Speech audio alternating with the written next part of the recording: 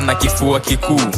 Akiwewe mtazamaji wa channel hii, kama unavyoona kwa video hii na picha hii, ninaye Dr.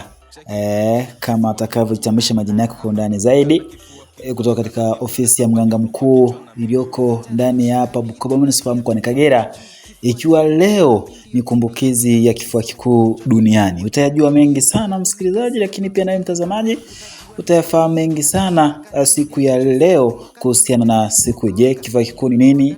Lakini pia dalili za kifua kikuu ataweza kukumbushia kwa undani zaidi, lakini lengo na madhumuni ya kuadhimisha siku hii ni nini? Ambatana nasi kuanzia mwanzo hadi mwisho. Mimi ni Livinus Karoli. Kwa kwanza kujitambulisha majina yako Dr. Karibu, naitwa nani? Lakini pia tuende moja kwa moja katika kile ambacho tumekiandaa siku ya leo. Asante sana ndugu mtangazaji. Mimi naitwa Martin Rwabilimbo, ni daktari wa afya ya binadamu.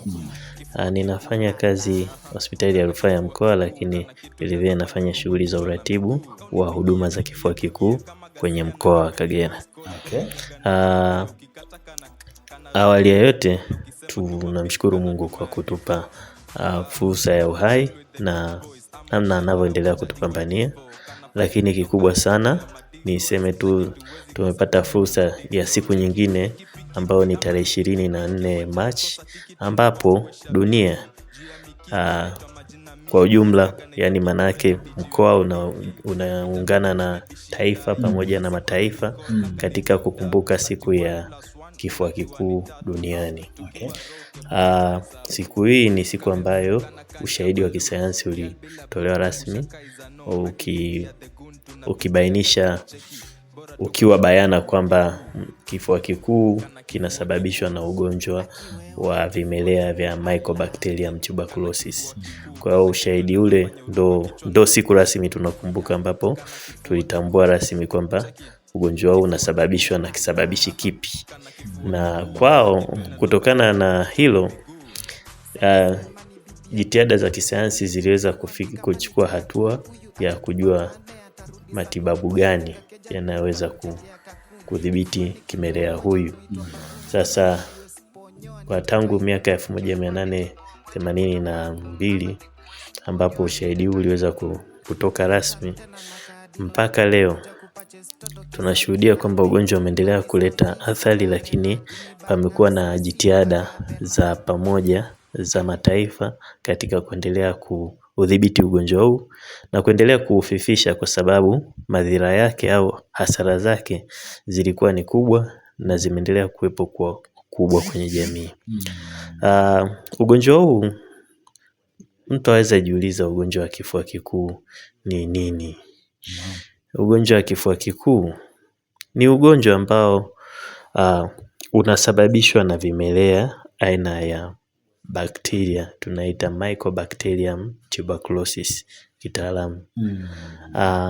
Vimelea mara nyingi huenea kutoka kwa mtu mmoja kwenda kwa mtu mwingine kwa njia ya hewa, na yani ni kutoka kwa mgonjwa, mtu mmoja ambaye ana vimelea hivyo, yani ni mgonjwa ambaye hajaanza matibabu, kwenda kwa mtu mwingine ambaye yupo kwenye mazingira, kupitia njia za kukohoa, kupitia kupiga chafya na matendo kama hayo ambayo hupelekea hewa kutoka kwenye mapafu kwenda kwenye hewa, kwenda hewani au kwenda kwenye mazingira. Kwa hivyo vimelea wale huweza kuenea kutoka kwa mtu mmoja kwenda kwa mtu mwingine, endapo yule mtu wa awali mwenye kuishi na hawa vimelea hakuwekwa kwenye matibabu.